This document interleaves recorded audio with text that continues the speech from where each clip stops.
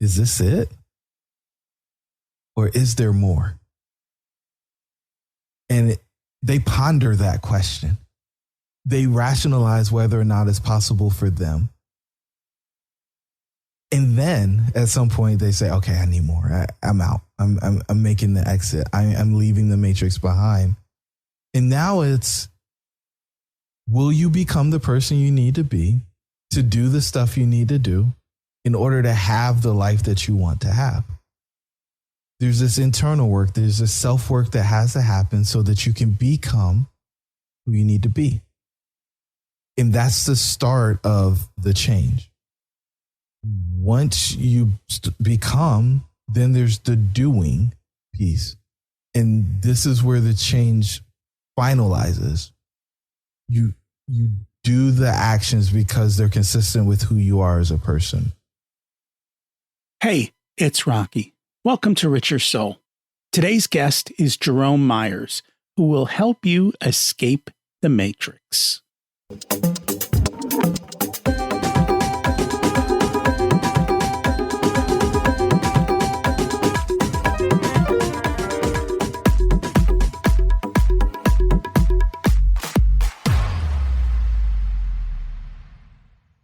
Imagine it's 12 months from now, and you've achieved your major life goals. How does it feel to be in the best shape of your life?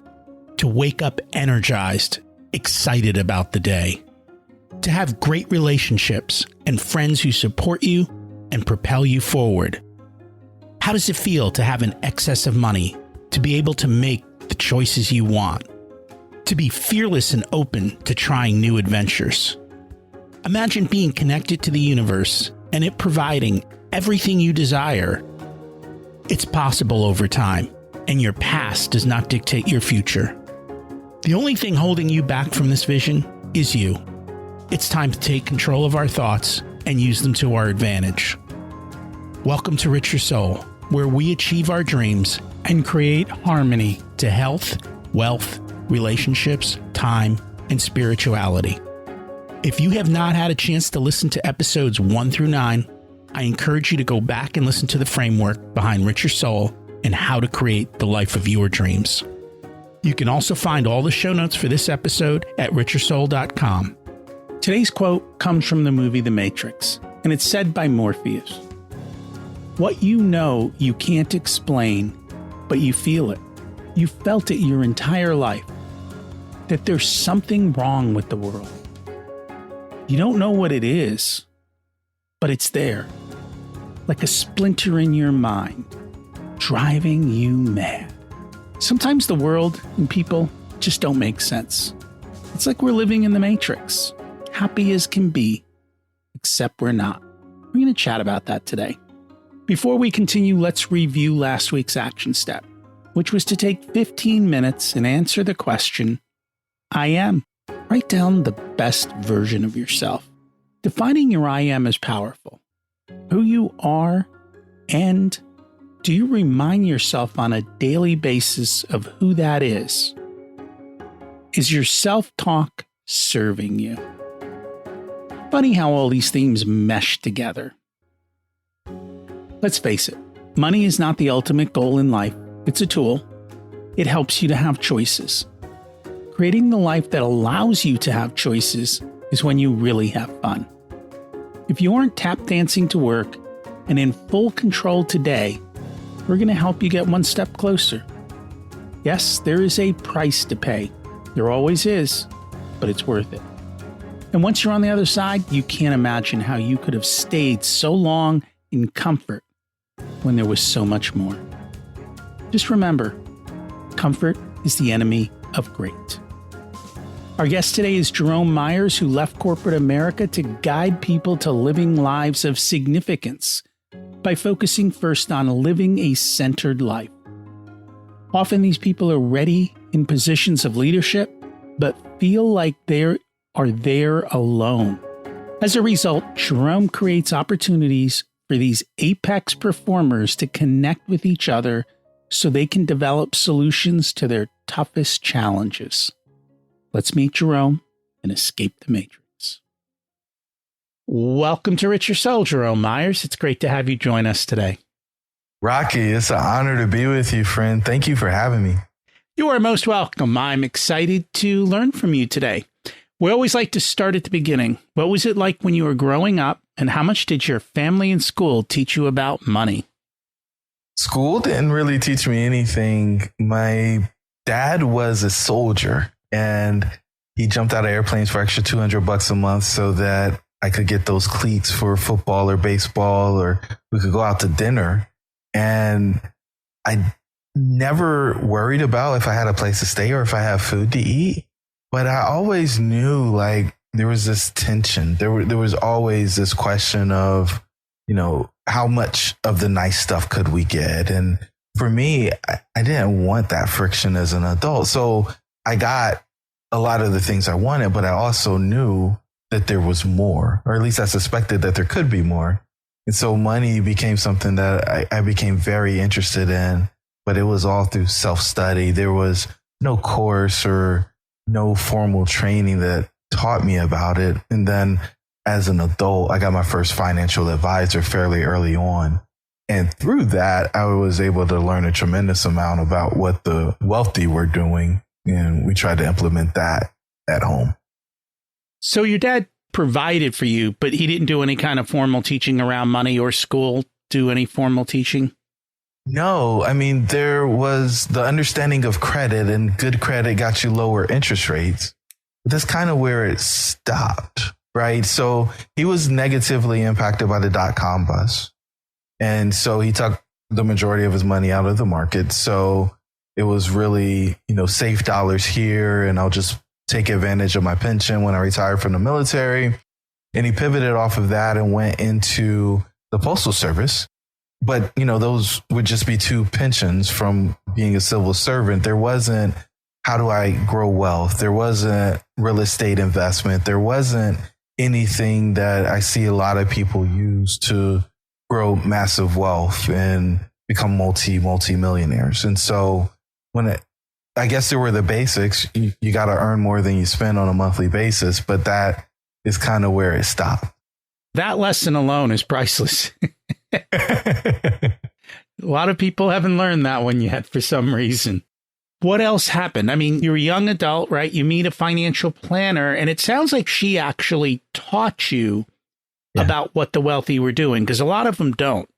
Yeah. And so I was in a pretty bad car accident. I broke both of my femurs, my kneecap, jaws of life, medevac, ICU, all the things. And it wasn't my fault. And so there was an insurance settlement that was a part of the journey. And in that, I had this lump sum of money and I didn't know what to do with it. And so we went and started having conversations with folks who did know what to do with it. And it was probably the equivalent of what most people would see as their retirement. And so in that, we did a financial plan, and he did it at a fee instead of just rolling it in like a lot of the advisors do. And piece by piece, he asked us those questions that would allow us to make a decision on, okay, can we fund this? Can we allocate that? Can we do this? Can we do that? And, those questions went from funding a child that wasn't born's education to, do you want long-term care insurance in case you need to go into a nursing home when you get older? And for the life of me, I had no reason to think about any of those things. And to make something, make it really relevant for me at the point where I was, I got in that accident about a month after I started my first role as an engineer. And I was out of work for 3 months. And so for most people, they don't have disability insurance. They don't even know what that is. And had I not had that, I just bought a house, like I would have been in trouble because I didn't have a whole lot of savings, right? And so all of these things where you can plan for the things that you don't expect to happen, having that safety net in place so when the catastrophe happens. I was fortunate enough to work for an amazing company who made that part of the base of your benefits. And then we step into this new place where it's like, okay, you can proactively do a lot of things. You don't have any student debt. You have a home. You don't have any loans. Cars are paid off, all this stuff. You get to decide. And I think this is the thing I learned at the deepest level, Rocky. Money doesn't really matter. It's kind of like air until you don't have it. Right? And then it's the most important thing there is. And I know there's a lot of people who say, well, I don't care about money. I realized over the weekend that if you replace the word money with choices, whenever you say that, you will get a very different reaction. And I will tell you that the tool of money is just there to create choices for you. That's it. It does. It gives you freedom. It gives you the ability to say yes and no and to make the choices you want. And when life smacks you in the face, and it will, it gives you the ability to at least deal with it without too much trouble. And you are correct. The one insurance nobody really talks about to a great extent is disability. The rates of disability are higher than most people can imagine. And for women, short-term disability includes pregnancy. It does. But then there's also long-term disability. And it's one of those insurance things where life insurance is wonderful, but you're dead. You don't really care anymore, right? But if you're hurt and alive and you don't have money and income and you can't work, it makes for a miserable existence. Well, you're literally there watching everything that you worked for up until that point erode away, right?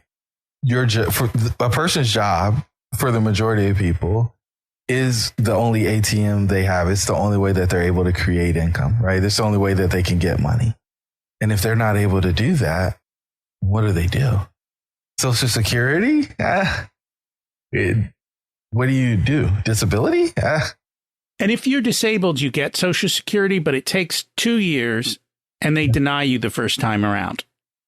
Of course. And many times you have to get an attorney or you have to fight to get your Social Security disability. It's because that many people are disabled and it's a drain on the system. And again, that's the stuff nobody talks about.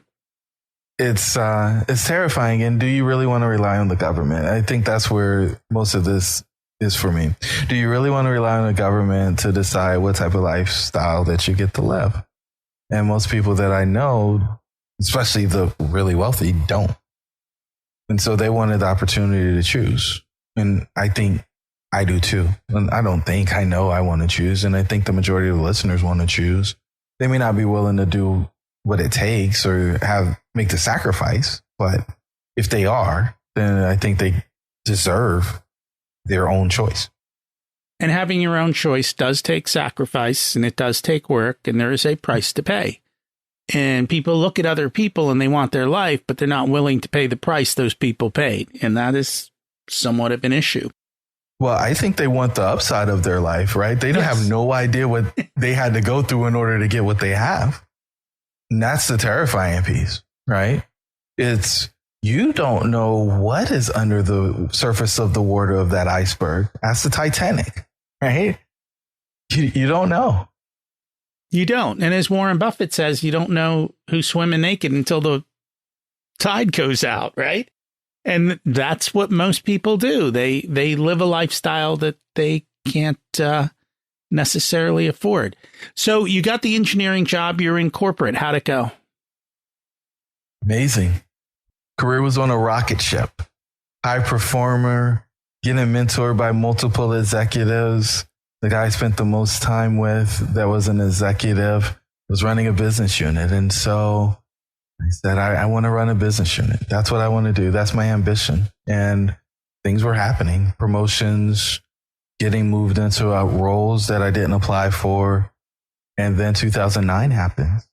And one of my mentors, his level in the organization, he was a senior vice president. The whole level was eliminated, gone. No more senior vice presidents. And I'm in a job that I absolutely hate. And because he put me in that job, I was toxic because the new regime didn't want to show allegiance to anybody from the old regime. And I applied for 100 jobs. I got 10 interviews and I did not get a single job offer. So Jerome went from sugar to not such a nice word in a matter of months. And I didn't know what I was going to do.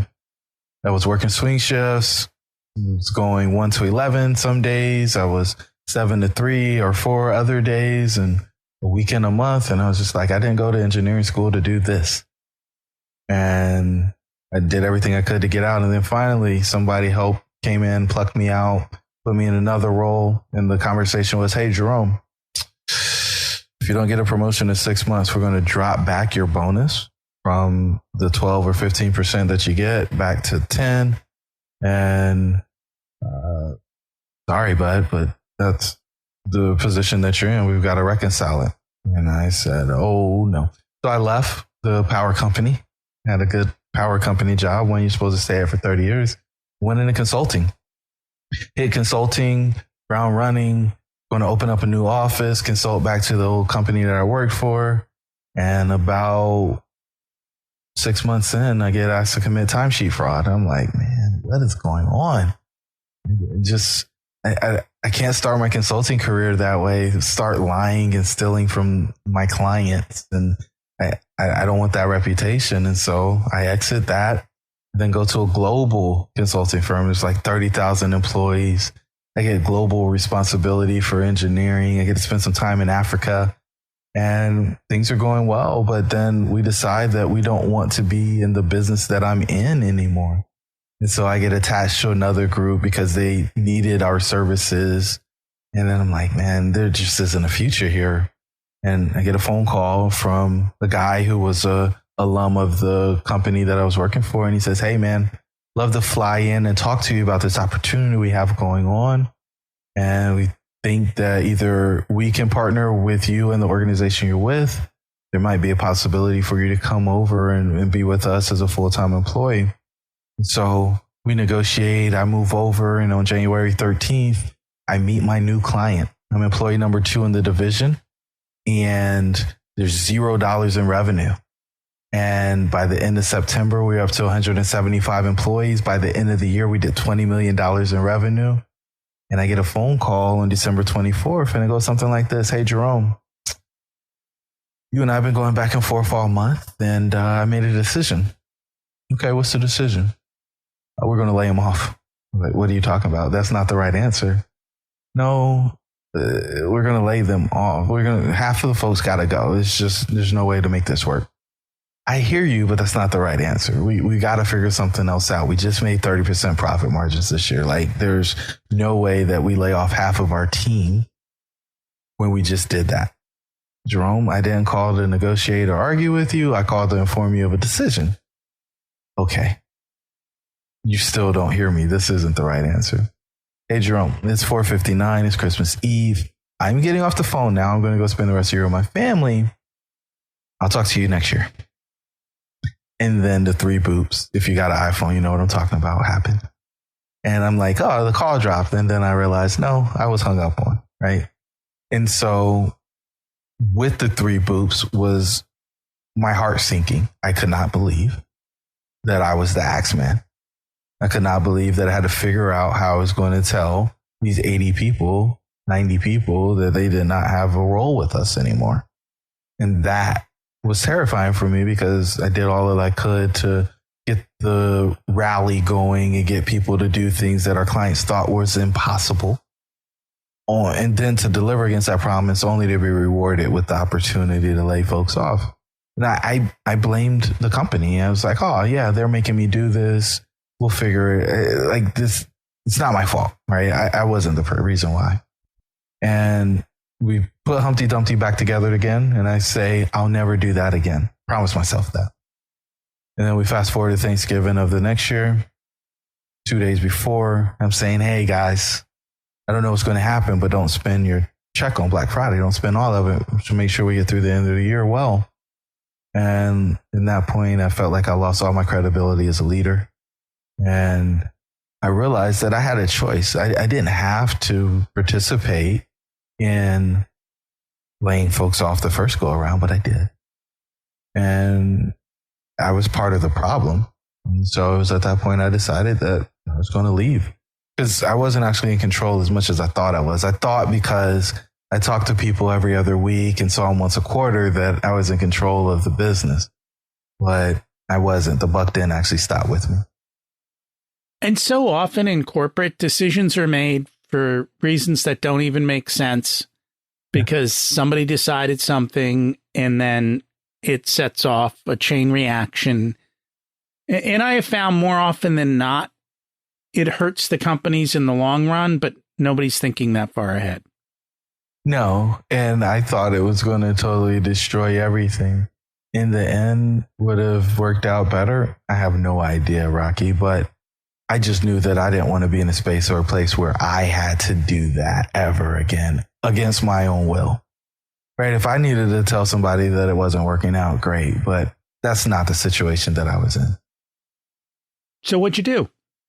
I thought I was going to go buy an apartment building. So I dropped out. I went to YouTube University, listened to some podcasts, and started looking on LoopNet, and I found my deal, and I put my 50-page business plan together. I took it to the bank, and I said, hey, don't you want to give me $1 million? And I said, no.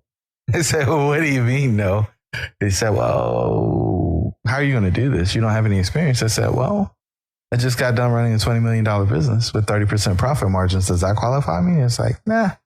The licensed engineer, project management professional, MBA, any of these things matter? No. So what matters? We want you to have executed this business plan on a property of similar size to the one you're interested in purchasing. I reached in my pocket and I pulled out a ball of lint and offered it to him because I didn't have what he had to offer or what he was asking me for. And I was like, oh, this guy's ludicrous. He's just being funny. He didn't want to lend to me. I'm a young guy. I'm going to go somewhere else. And so I went to the second bank, heard the exact same thing. Third time's a charm. Nope. And by the time I got to the 10th bank, I realized that I was the one who did not know what I was doing and that nobody was going to lend to me because I didn't have the requisite experience. And so it was back to the drawing board. So I ended up starting a business fixing and flipping houses and did that. And I got to this huge rehab. It was $90,000 rehab. And I'm sitting on the porch. I'm proud. And I tell the guy that pulls up that he can come in and check out the house because he wanted to see the finishes. He's walking in. He's like, oh, you took out that wall and the granite on this countertop is amazing. What is that, level 5 or 6? And you got the gooseneck sink in the island? Man, people aren't doing that over here. Walk upstairs, look at the tile in the bathroom, shaking his head. He's like, man, you're doing a nice job with this one. And so he's on his way out. He stops in Threshold and he says, hey, do you know anything about that building behind the Chimbo Mark? The Chimbo Mark? Yeah, the 23-unit apartment building. So, yep, I'm going to make an offer on that today. Really? You're the guy I've been looking for. The banks told me I needed somebody with experience. You're the experienced guy. There's no way you're making an offer on this without any apartments. He's like, yeah, we own a few. He's like, please don't leave me out the deal. He said, what are you going to bring to the table? Buddy, I don't know. I've been looking for you for 6 months. Like, don't leave me out the deal. He said, yeah, I understand that, but what are you going to bring to the table? He said, look, man, can we figure that out after the fact? I need you to get my first deal done. And he looked at me again. He said, what are you going to bring to the table? I said, look, man, I don't know. And in frustration, he looked away, shook his head, turned around, walked down the steps, through the grass, hopped in his truck, and drove off. Now, Rocky, I'm an optimist, and I thought that exchange went really well. And what happened was I was there that was a Wednesday. Thursday, I was like, he'll call me this afternoon. He's got his thing under contract. It's going to be ready to rock and roll. Nothing. Friday, same thing. I was like, all right, maybe they're just negotiating through the weekend. Tuesday rolls around. I still haven't heard from the guy. It wasn't until then that I realized I did not have his phone number, nor did I have his email. And it was at that point that my heart sank. And I said, oh, shoot, I think I missed the boat on this one. And so Friday came and went, nothing. Then I get a call on the following Tuesday, Rocky, and it's my guy who I used to lend money to when I was in corporate. He was fixing and flipping houses. He said, hey, man, got the opportunity to be the contractor on that deal you brought up 5 or 6 months ago. And I told them that the only way that I felt comfortable doing this deal was if you were involved in it. You serious, man? Absolutely. When are we meeting? Tomorrow at 9. Send me the address. I'm there. And I was fortunate enough to be the asset manager on that deal. And because I was asset manager on that deal, my name ended up in the paper. And those same banks that were not interested in giving me a loan were suddenly interested in talking to me. They wanted to talk about pipeline. Rocky, I didn't know what a pipeline was. I was like, I don't have any oil and gas. They wanted to show me their products. They wanted to take me out to lunch. And I was able to create some relationships. And then I left the Richmond, Virginia market and came down to Greensboro, North Carolina, and started building a portfolio and started doing that, built a decent sized portfolio and realized that I was a lone wolf. It was pretty lonely just doing the real estate projects by myself. And the thing that I miss most about corporate was the training and development that I got to do with my team. So did a pretty hard pivot and started doing coaching with really high potential early stage employees at companies, and then with some business owners in the financial services realm. And what I found through that work is that there's a lot of people who figured out how to make money, but they still aren't fulfilled. Why not? I think that there's a miseducation. You asked me how I learned about money, but I think there's a bigger miseducation problem that we have, and it's tied to the fact that the American dream, I think it's an illusion. I don't think it's what most people actually desire. They always leave out the part about working for 40 years and then hoping to live for 10 or 15 after. Right. It's go to good school, get good grades, get a good job, get married, have 2.5 kids, get a dog, get the 2 luxury cars and the house with the picket fence. And it's all supposed to be amazing at that point. But there's so much more. And so we developed this model to help people unpack why they are not getting the fulfillment that they want out of life. So if I skip over the explanation of the whole model and just kind of go to the punchline, I think the people who figure out how to make money, they've reached what we call level 5. And so they fully self-actualized. But there's one level that exists past that. Our level 6 is called significance. Other people may call it legacy. I call it immortality. Because when I was a kid, I wanted to be able to live forever. And what I realized as an adult who's a little more mature, although not much, a little more mature, is we want to have a positive impact on the lives of other people. We want our life to matter. And it's when we actually start to do that work that we actually get to feel what we've been chasing or what we've been seeking. Some dreams are nightmares. Don't tell anybody. Don't tell them. Well, and I think for a lot of people in corporate, it is a nightmare. They expected XYZ and it's turned into something different. And I think now more than ever, it's become harder and harder. And it's the clash of 2 different generations, right? Mm-hmm. You look at the baby boomer generation, you look at the young generation, night and day on their outlooks of life, their outlook on work and expectations. It's just very different. And I think in corporate, that clash is happening constantly in trying to get work done, in today trying to hire people. You know, this hiring issue is not just at your local restaurant. It's everywhere, at every single level. It's becoming harder and harder. So I think what we talk about, that next level, is kind of contribution, it's giving back, and it's personal growth. Too often people get stuck and they aren't growing anymore as a person. They aren't continuing to do that, or they're not growing in the parts of life that they'd like the freedom to explore and try, or it's something that maybe was suppressed. You can't do that because you'll never make any money on it. So go do this. and they don't like their legal job or their doctor job or whatever corporate career that they got shoved into. Yeah. And everybody who's telling us to do those things is well-meaning, right? And most of them aren't speaking from a place of counsel, though. It's just an opinion. That person's life looks amazing, or that person makes more money, so they've got more choices. It must be better than what we have.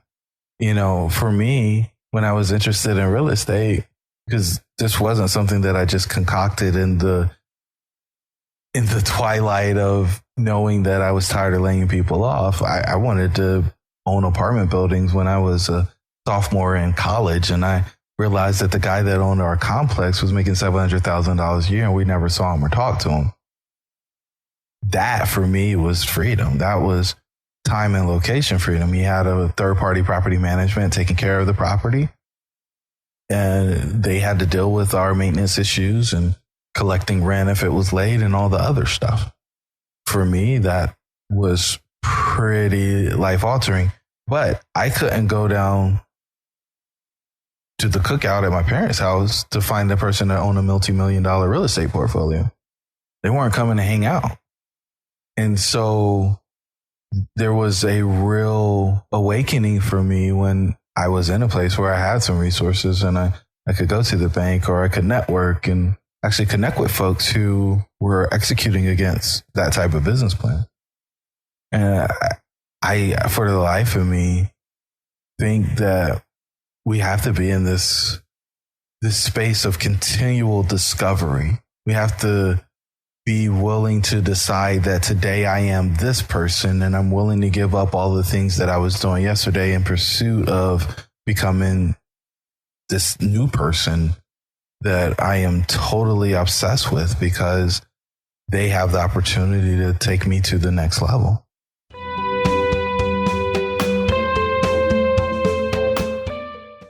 Today's episode is sponsored by Profit Answer Man Podcast. Did you know that most small business owners hate looking at their financials? It's one reason they may struggle with business success.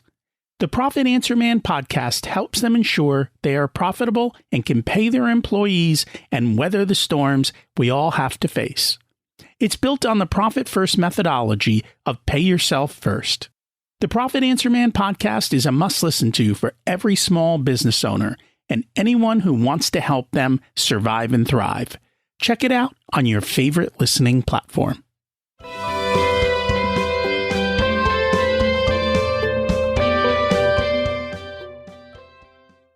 So let's talk a little bit about the program. You talked about level 5. Let's just kind of go through all the levels real quick. Yeah, it's fairly simple. So levels 1 through 3 are all about stress. And so self-image, relationship, and work, all of your stress is wrapped up there. And I've been saying this a lot. I've been waiting for somebody to challenge me on it, but I haven't had anybody who's been able to come up with an example of something that creates stress for them that's not wrapped up in those 3 layers. The self-image is really tied to you keeping promises to yourself. So this is what I say I'm going to do. I either do it or I don't. And I know whether or not I truly put in the effort to accomplish the thing.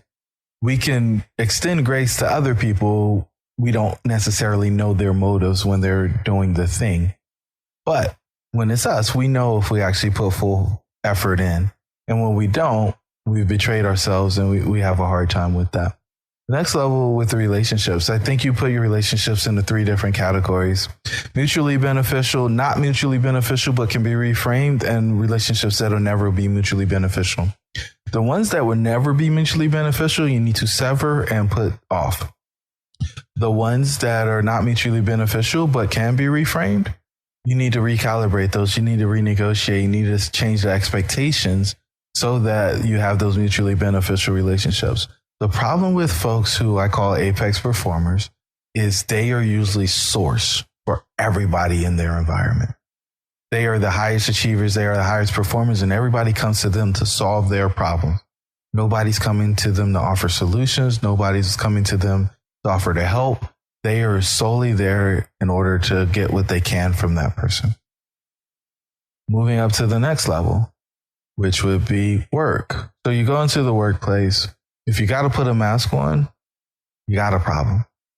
When you finish with our level 3, you're able to take that mask off and be the same person that you are, wherever you are. That mask piece is totally exhausting.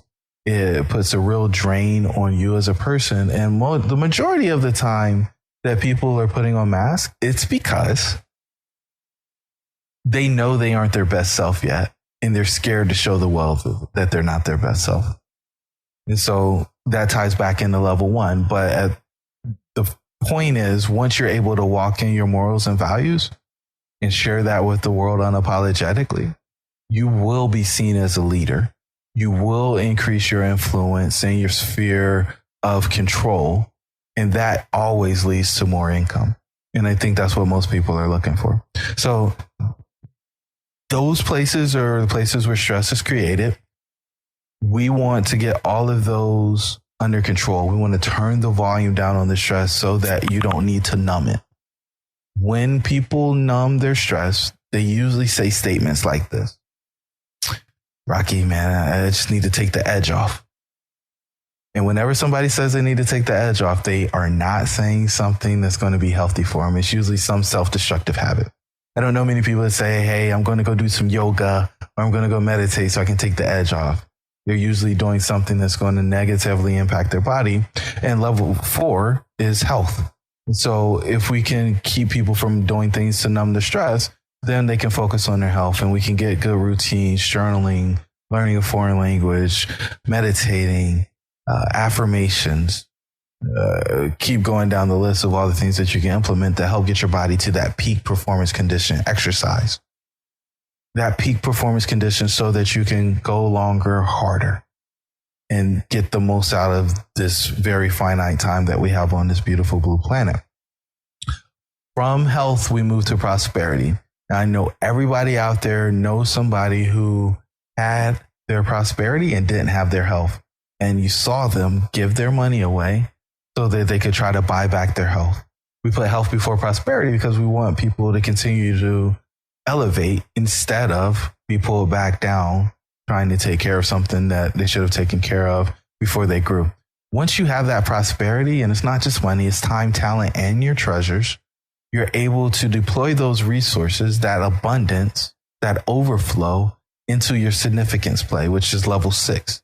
And there's a lot of people who are very generous and they try to give from things that they don't actually have. And when they do that, they end up hurting themselves and tumbling back down to a place where they need help instead of giving from a position of strength. So 6 levels, run them down: self-image, relationship, work, health, prosperity, and then significance. How do we get from level 5 to level 6? Level 5 to level 6 is the toughest one, Rocky, because you're comfortable. At this point, you don't have to do it, right? And so having clarity on the problem that you want to solve for the world, because oftentimes it is not in the workplace that you're doing this. Having clarity around that problem you want to eradicate for the world, for me, is ending suffering. I want to help people get out of that place where they suffer. Sometimes they suffer because they don't know they have a choice. Other times they suffer because they don't know how to get out of the space that they're in. And so if I can help guide and lead people out of those spaces and situations, then I feel like my job here on earth is being done. And the other way that I really like to say it, because I think it snatches at some people's feeling of self-righteousness, is if I help people get out of their suffering, then I earn my breaths here on the planet. I think a lot of us are here and we're just existing, we're comfortable, and we don't actually do the work that we know that we were placed here to do. And I don't know that we deserve to continue to be here if we're not willing to do the work that we've been placed here to do. And I know it's bold, it's probably a little aggressive, but the fact of the matter is, if we had more people doing the work that they were supposed to do, this world would be a much better place. And there is somebody who's counting on you to do the thing that you were placed here to do, that you haven't met, And that if you don't do what you're supposed to do, they won't be able to do what they're supposed to do because their work is built on the foundation that you will lay before them. And I find this to be a struggle because school doesn't teach you to do what you're supposed to do or what you were meant to do. It tells you what you should do, and it puts you onto a track. And unfortunately, our parents may do the same. Society does the same. Everything kind of almost seems to be counter to that. Well, it's the system, right? It's the construct. It's the matrix, right? And so our model for a centered life, we call it the red pill because we believe that you have to take the red pill, right? It's a mention or a nod to the 1990 documentary film called The Matrix. And there is this system that exists that if you're not careful, you just fall into.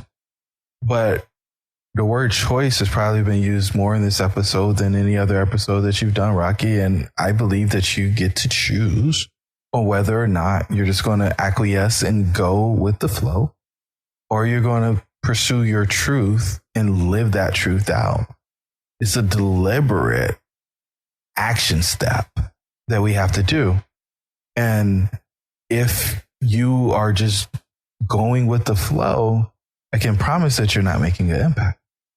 It's impossible. The enemy of great is good. Every single time. And that makes us complacent, as you have said. I know I struggled with that for many years.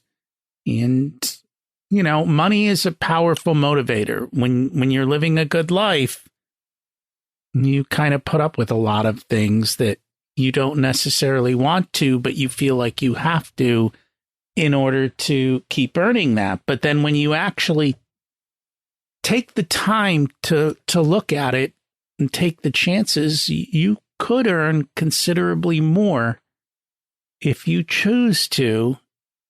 And I think that's the one thing people don't realize. You can have fun and make more money doing what you love. When you're on purpose, your gifts will always make room for you. And it's terrifying because you may not see the road to monetization. But whenever you're on purpose, it's a universal law that the gifts will make room for you. There will be provision for you when you're doing what you're supposed to. And it doesn't feel like work. No. I hang out with a lot of people who make a lot of money, and the conversations we all have are, isn't it amazing I get paid to do this? And that's just the reality of it. We enjoy what we do, and we don't fuss about the money, but it keeps coming. Well, in order for you to be best in the world at something, you have to enjoy it. Period. There is no way that you can be best in the world and you're not passionate about a thing. If someone wakes up today and says, you know what, I'm going to take the red pill, how long does it take to make the change? The change is relative, right? In true consultant speak. But what I will say is they wake up, they make that decision. It's not a snap decision because there's probably been months of them asking one of these two questions. Is this it? Or is there more? And they ponder that question. They rationalize whether or not it's possible for them. And then at some point they say, okay, I need more. I'm out. I'm making the exit. I'm leaving the matrix behind. And now it's, will you become the person you need to be to do the stuff you need to do in order to have the life that you want to have? There's this internal work. There's this self-work that has to happen so that you can become who you need to be. And that's the start of the change. Once you become, then there's the doing piece. And this is where the change finalizes. You do the actions because they're consistent with who you are as a person. Once you're a doer, the other stuff is taken care of and you live this life that's second to none. What else should we know that I haven't asked you about this? Yeah, I appreciate the liberty there, and I could come out of left field, and maybe I will. Here's the thing. Anybody who made it to this point of the episode, you got here and you probably want to turn it off right now because here it comes. You can't unhear what I'm about to say to you. I know nobody's told you this in a long time. Your dreams should be real. Your dreams should be real. You either agree with me and you hope or wish that that's possible for you, or you know that that's a true statement. Not only should they be real, but they can be if you're willing to pay the price to have them. And so now I implore you to go out and make your dreams a reality. Because there's somebody who you haven't met who's counting on you to do the thing that if you don't do the thing, you're going to prevent them and potentially the world from experiencing what's supposed to happen. What are the prices that people have to pay? For me, I had to give up everything, like go back to zero and start over. Bank accounts frozen. Like I can run down the list of all of the things that happened in order for me to fully exit the matrix. Other people leave relationships and get divorced. I mean, make a list of whatever it is, whatever your sacred cow is, whatever you fear most. Some people, it could be swimming across the freaking river. I don't care what it is, right? Whatever that thing is, you say you never want to do. That's the thing that you're probably going to have to do in order to get to what I call paradise, right? I think a lot of people start off on the journey. They leave the jungle where it's comfortable. There's shade. There's water in abundance. You can grab fruit off the tree. You walk out into the desert and it's arid, right? You don't know which way is which because the sand dunes are blowing and you're just trying to find your way to an oasis. And then if you connect enough of those oases, you make it to the other side. And there's so much abundance. There's so much paradise. For most people, it's not available to because they won't be willing to make the journey. Or they turn around in the middle of the desert and say, it's too hard. I'm going to go back. And again, I submit to you that if you have the right guide to help you cross the desert, your likelihood of success to making it to paradise is exponentially increased. And when you reach there, you will question how you ever existed in the jungle. You also have regrets that you didn't leave sooner. Every single time. Every single time. It's like, how did I live like that? One of my favorite things to hear Grant Cardone say, because it just puts so much in perspective, he asks people like, how you live off that? Whatever the number is, how you live off 30, how you live off 300, how you live off 3 million, how you live off that? It's not enough. There's got to be more. And whatever your number is, that doesn't matter to me. But I can tell you that you're probably not doing your number right now. You're probably irritated, frustrated, doing more than you normally would do for less than what you think you should be getting. And I can tell you that you can absolutely flip it on the other side and be doing less and get paid more than you ever thought you would be getting paid, because work is play. Play is work. And I think for a lot of people, that's a struggle, right? Because we're all told you have to work hard, which means you work hard, but you don't have to work hard to make a lot of money. And I think the hard is relative. I think we all get to choose our hard. I ran this morning. That was hard for me, right? But now I get to sit down and have amazing conversations like this, right? This is work, right? And for all intents and purposes, we talked about the 6 levels. This is level 6 for me. I told you guys that I turned on podcasts because I was trying to learn how to buy apartment buildings. For somebody out there, they're going to hear this and they're going to know, because they've been looking for a sign that they should do something different. And it's my hope that they decide to take that step to become more free, to be more intentional in the way that they spend their time, to go do the thing that's been tugging on their heart and placed there for only them to do, so that they can create an opportunity, a lane, a road for the person who's counting on them that they haven't met yet. That's a big step. I like to give people little steps. Yeah. Right? What's an action step people can do this week to take a step forward? Yeah. The quickest one is to draw a line down the middle of a sheet of paper and put more of on the left side, less of on the right side, and then go down the left side of the paper and without any editing, without any judgment, just write down all the things they want to do more of until they can't write anything else. Then I want them to go over to the right side and do the same exercise. And this right here is the blueprint to them doing the things that they should be doing. And it's an easy step, right? There's no risk. None. Right? Well, there is risk, Rocky. Once you write it down, you can't pretend like you don't know. So here's what happens. I'll go in and I'll ask somebody, what do you want? That's my first question when I talk to people. What do you want? Well, I don't know is usually what comes out. No, but if you did know, what would you want? In the moment that you write down all the things you want to do more of, and you write down all the things you want to do less of, you know what you want at that point. There's no turning back. You can't pretend like you don't know. You might know whether you'll take action. Most people aren't willing to be honest enough with themselves to say, I'm not taking action. They take comfort. They rest in, I can't do anything because I don't know what to do. There is no excuse at that point. There is no excuse. I know what I want. There is no excuse. Figure out how to get it. And they don't even have to figure out how to get it. They just have to start moving towards it because the path will reveal itself.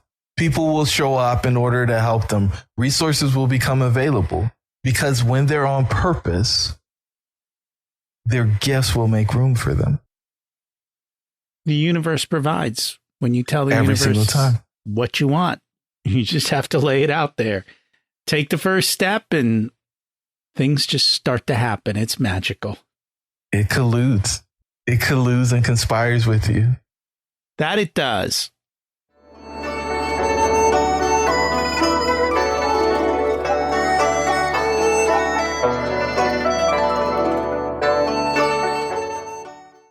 It's time to learn the secrets of life.